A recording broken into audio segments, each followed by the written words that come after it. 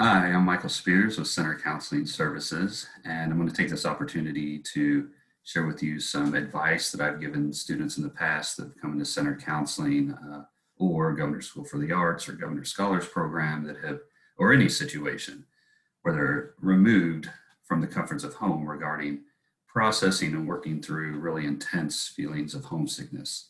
Um, First, I mean, we all are aware of what homesickness is. It's this longing, this really kind of almost grief over being away from home. And what that means is being away from the comforts of home, the calmness that home can bring you, that connection that you have that is incredibly powerful and validating. So when you get to a new campus, quite often, and you as RAs can think back about your first time on Center's campus, there's a very good chance that you had a little bit of difficulty adjusting. Some of us are better than others at that, but and I can think of my own instances where, yeah, even now they stick with me on those times I'd be surrounded by a number of people, and even though, of course, I'm surrounded by people, I don't feel connected with them, and I don't feel that sense of belonging or validation that I had when I was back home in just a few months span. And I can imagine that's going to be a little more even difficult due to COVID-19 and isolation, social isolation. So homesickness in general, if a student comes in and talks to me and presents that, and that's what they share that they're trying to work through, I first just validate because it's completely legitimate. You'll hear me say time and again that regardless of what I think or we think of a situation, that we certainly have to validate how the other person feels. So we give them time to talk and express how they're feeling. Those can be powerful moments for the student. But I certainly normalize it. I certainly tell them that with homesickness, that just tells me that you have a place that you love. It has a place that you're connected to. You have a place that you feel validated in, and you miss it. I mean, it's a loss, and it is incredibly difficult. So really kind of normalizing, then giving some of these tips and some of this advice that I'm going to share with you today, I think is good on getting them moving in the right direction to start to build a support system here on campus that's going to help them work through that. And keeping in mind too that everyone's different. Some people it's going to be baby steps. Some people can come back a week later and say, "Oh man, it worked. I feel more connected." Everyone is different. So what I'd like to do is share with you now some tips and advice that I give students that come into center counseling that are sharing that they're homesick. All right. So yeah, let me bring some of those up for you.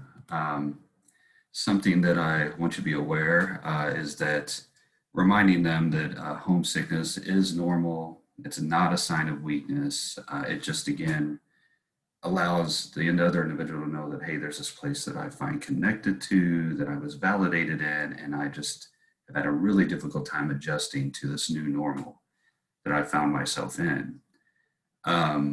I encourage students to come in to really, and of course, if they come to center counseling, they're already doing this. They're talking about their feelings with an individual. Sometimes I don't share my experiences, but I think with my experience with homesickness that sticks with me, I do share that at times. And just again, normalize and validate. So I like that it does take courage to be able to open up and express how you're feeling. So if you do have a student that expresses this to you, that's a pretty bold move and something I would encourage you not to take for granted or to take lightly. Yes, I mean, you want to try to have them create a home away from home, see if they have what we have here, photos, plants, stuffed animals in the dorm room. Anything that kind of gives them that sense of familiar or that sense of connection that they feel like they're missing in the new environment. So I would encourage them to familiar themselves with the center surroundings. what, kind of get an idea of what is in each building. The more you're aware of your surroundings, the more you feel a connection to them, the easier it is for you to feel as though this is a second home. Know where services are located, encourage, and even if you get a chance, I know we're super busy, take a walk with individuals just to kind of share, hey, this is where this is where you go for career services, for whatever it is, to get them familiar and that sense of familiarity, because that is something that they miss and they don't have now that they left home. I encourage them to stay in touch with friends and family from back home. Let them know that, encourage them to say, hey, I miss home a whole lot. Have that conversation. Now, certainly we don't want every evening to be a 3-hour phone call to home, or Friday, Saturday, Sundays, spending your time talking to people from back home. That is certainly going to exacerbate potentially that homesickness and certainly delay that connection to campus. But it's not as though you want to completely eliminate them from that. So, encourage them to reach out reasonably. And over time, just kind of talk to them. And maybe this is something you could share about your expectations and how, I had this expectation that center would be this, and instead I found difficulty with it. So you bring that kind of realistic view and realistic perspective.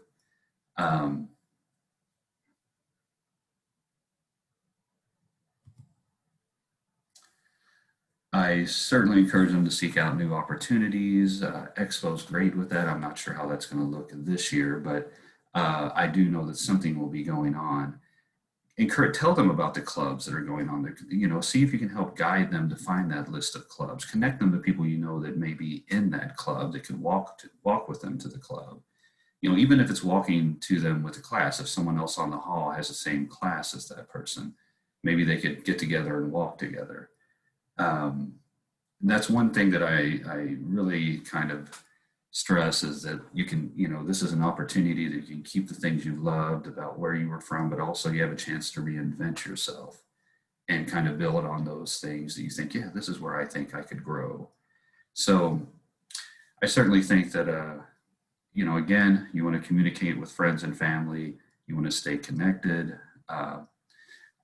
To me, and I've found that speaking to students that journaling is incredibly powerful. I encourage them to do that. I always say, you don't have to share it with me, but often when students journal, and I know in counseling, it's almost as though they're ready to kind of share that, especially if they've opened up already. So encourage them to kind of write down how they're feeling and over time, certainly, even after the first conversation, write about how you're going to overcome this. What are you going to do tomorrow? Kind of set goals for yourself, realistic goals. Something you can do if it is someone that has the ability and say that it's difficult this semester, but something to keep in mind if we can get out even more in the community is kind of looking to doing some service project. I've had students go to local churches and see if they could lead a youth group. That has given them that connection that they used to have back home. Also, it gives them a really strong connection with the community and the college. Again, that's going to be a little difficult this semester, but hopefully in the not too distant future, I should say, we should be able to access those resources as well. So you want to certainly kind of challenge them, remind them of, hey, this is a good time to be adaptable and flexible. And you want to, make the connections to when you start your career or, kind of that perception you have of after leaving college, that these adjustments do make you stronger in the sense that once you realize that you can still keep that connection to home, but stay true to your goals and your own aspirations that you have for yourself. So, keep that in mind as well and say, hey, this is also going to help you down the road. Many students coming in have already been away for a few weeks, but not for months. So, and you also could come into, this could come into play throughout the school year. This year is going to be so different that who knows what it's going to look like. I do know in years past, I've had students that have come in January, February, March, still feeling like they're not connected, or had a close group that completely disbanded after a few months because of internal conflict within the group. Or it could be an athlete that plays a spring sport. Well, now everything's in the spring and they don't feel connected to their team as they did in high school. So you certainly want to just understand that, okay, this can happen at any point. It can happen sophomore, junior, senior year. So when that does happen, you want to make sure that you're not comparing, that you're encouraging them not to compare themselves to others.